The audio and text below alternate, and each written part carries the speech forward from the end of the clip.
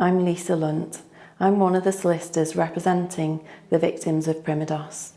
In this next video, Margaret Francis tells us about the tragic loss of her 2 children and how that impacted on the life of her other children and grandchildren.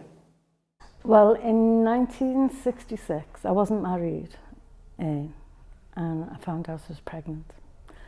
So, like everybody else, I waited to make sure I was in my own mind and then went to the doctor. So, with the doctor being a family friend kind of thing, he said, let's find out if you're pregnant or not. Now, I can't remember if he, like everyone says, out of a drawer. I'd be telling lies but I know he said to me, take these. He said, and if you come on within 2 weeks, it's been a misplaced period. But if not, come back and I'll book you in at the hospital. And that was it. So the pregnancy went ahead. They thought I was having twins. And it just, to me, I'd never been pregnant before, so I couldn't vary what it was like to be pregnant. So I just thought everything was going fine. And then the baby was due on the 6th of July and I didn't have him. And then it went on, and then all of a sudden I started getting these pains, and then I was taken in. And the pains were going nowhere. So that was on the Thursday. So on the Friday, they took me down for an X-ray. And when I had the X-ray, and my husband come in on the Friday night. They took him in the office, and I found this hours after I had him, that they said there's something wrong with the baby. But I didn't know. So they started the pregnancy off. So I was in labour from 10 o'clock that night till I had him at 6:15 on the Saturday, on the 16th of July. So I should have realised something was wrong, because I had all big doctors around me and, you know, people, and I had forceps to bring him into the world. And then I had him. They put him in an incubator. They covered the bottom section of him off. And I saw him for 5 minutes and then took him out of my life then. And that's when he said to me, you've had a spina bifida.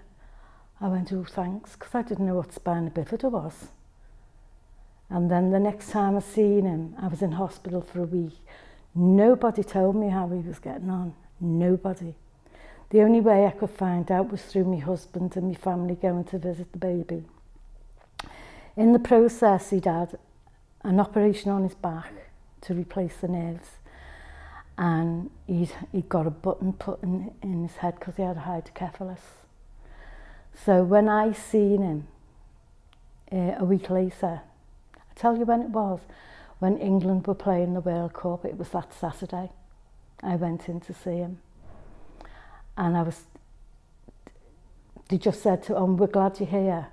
We might have to take him back down to theatre because the button in his brain, you know, in his head's not working. So I had to sign a form because they were going to which they don't do until they're 3 months old, is put a valve from his head to his heart to drain the fluid. We might have to do that because it's not working. So still didn't know what spina bifida was because no one told me. Anyway, a couple of days later, I had to go and see this big specialist, whoever he was. I can't remember his name. And all I remember was seeing a picture, a skeleton of a child on the wall. And he went, oh God. He said to me, your baby's got that wrong with him, that wrong with him, that wrong with him. And I looked and I went, what do you mean? And well, his kidneys one of his kidneys hasn't formed properly, and his bowel hasn't formed properly, and he's had this operation and that. And I just burst out crying. And he went, I'll come back when she gets herself together. And my mother just ran after him. And she said, for God's sake, she's 20 years of age. She doesn't even know what you're talking about. She said, I don't understand what you're talking about, and she's never going to understand.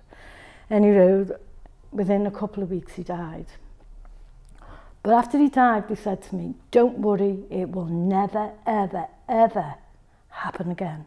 Never. And that was it. So 19 months later, I get pregnant again. Goes back to my doctor, same doctor, and he turned around and said to me, let's make sure everything's all right this time.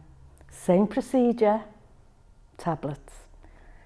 If you don't come on in 2 weeks, you're pregnant and I'll book you back in. But because of what happened to me the first time, they didn't give me an internal because of what went on the last time. So what they said, they felt my stomach, we don't think you're pregnant, but we'll give you this frog test, which is what they call the water test now, and we'll test you to see if you're pregnant. So when the frog test come back, I was pregnant. Then they gave me an internal and they found out I was 15 weeks.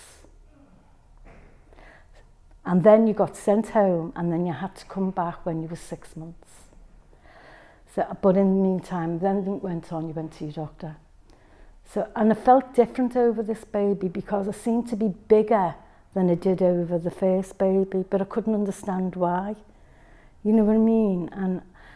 And you know, as time was going on, I was going bigger and bigger and bigger. And you know, when I went back, I had to go back, and it was Easter in 68, and it was on the Thursday, and it was just like, my stomach was just like a big rock. And they were putting crosses all over me to hear the heartbeats. So anyway, they said, we want you in. And I said, I know this sounds stupid. I can't, I haven't fed the dog. I've got to go home and feed the dog. I was more concerned over the dog than anything else. So they said, as long as you come back in the morning, and it was Good Friday, as long as you come back in the morning, we'll allow you to go home. But you must come back in the morning. So my husband dropped me off on the Good Friday. Then I went through more tests, more, you know, testing me and testing me and testing me. And then they said, we've got to drain the fluid. So on the Saturday, they drained the fluid out of me because I don't know why I was just congealing all this fluid. There was more fluid than baby. It's like deflating a balloon. I was going down. But they felt the heartbeat as it was coming down. So that was on the Saturday afternoon. So on the Saturday night, I started hemorrhaging. And I was really in a bad way. So they were putting blood in one arm and the drip in the other arm to bring the baby on. And after I had that on the Easter Sunday, what they turned around and said to me, if it would have lived, it would have been like the first one. And that was this. It was imperative I have no more children. I had to go and see a doctor because they think it's related to the Irish potato famine. So all my life, I only found out 10 years ago about this Primidos, or it mightn't even been 10 years ago. And I have gone through purgatory. My children have gone through purgatory because I've made every one of them get tested. Every single one of them. If they become pregnant. Now there's 2 of them. And I think it's the idea of what I went through that's deterred them. And my son had 3 children and my youngest has had 2 children. But they were frightened. And they put that onto their children. So when my grandson started to have his daughter, he made his partner go and get tested. So this has not just happened to me, I've let it happen to all of them, because in the end of the day I thought it was my fault. Until this came out, and I couldn't believe it. And I went through purgatory. I've been tested, I've been prodded. I've had, over Sarah, the embryocentesis first came out. No scans, just a needle in my stomach. And then they said, you could lose the baby, you know, but we'll find out if there's any abnormalities. Over my youngest, the scan come out, She wouldn't let them do it because she kept kicking. So they couldn't do it with her. And they still were looking for the abnormalities of every baby I had. Even to the point when I had my first two that were, I hate saying that word normal, but what I mean with no fault, with no abnormalities. I was actually said to me to get sterilised because they could be my freaks of nature. And that was from a doctor, a high up doctor in Milrood Hospital. And the rest is history. That's all I can say. And it lived with me for years and years and years. And I put everyone through it. I can't understand why. I know you've got to do a genetic test, and I know it's important. But why are they wanting people to do a genetic? If they look at my genetics, 2 I took a tablet for, and 4 I didn't. Does that tell you the equation goes from one to another? I've got grandchildren, never took tablets. I've got a great-granddaughter that never took tablets.